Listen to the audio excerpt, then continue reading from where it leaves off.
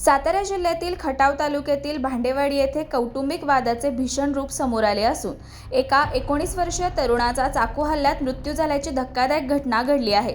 या घटनेमुळे संपूर्ण परिसरात खळबळ उडाली असून पुसेगाव पोलिसांनी अवघ्या 4 तासात एका आरोपीला अटक करत तपासाची चक्रे वेगाने फिरवली आहेत। मिळालेल्या माहितीनुसार 16 मे 2026 रोजी सकाळी 9:30 वाजण्याच्या सुमारास भांडेवाडी येथील गाडेबाबा मंदिरासमोर हा रक्तरंजित प्रकार घडला। फिर्यादी अभय झाकीर काळे यांनी पुसेगाव पोलीस ठाण्यात दिलेल्या तक्रारीनुसार कौटुंबिक कारणावरून आरोपींना जाब विचारण्यात आला होता।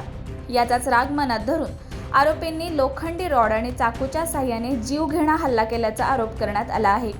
या हल्ल्यात अभय काळे यांच्या डोक्यावर लोखंडी रॉडने वार करण्यात आला तर इतरांवरही चाकूने हल्ला करण्यात आला।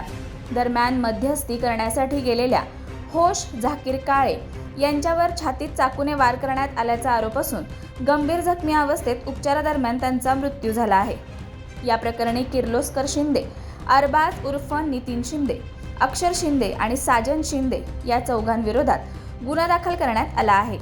यापैकी एका आरोपीला पोलिसांनी अटक केली असून उर्वरित आरोपींचा शोध सुरू आहे। घटनास्थळी उपविभागीय पोलीस अधिकारी राजश्री तेरणी यांनी भेट देत तपासाचा आढावा घेतला।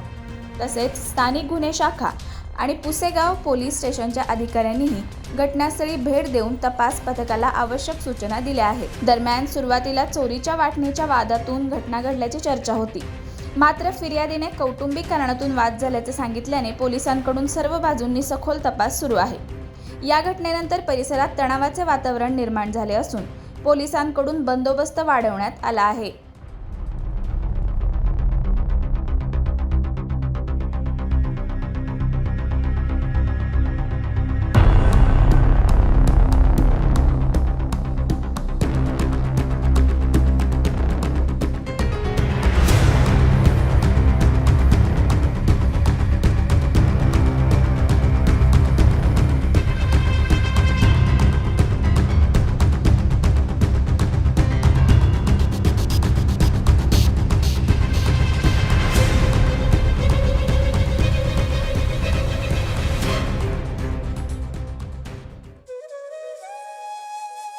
अशाच नवनवीन अपडेट्ससाठी आमच्या खबर गावाकडची या चॅनेलला सबस्क्राईब करा, आमचे व्हिडिओ लाईक करा आणि शेअर करा।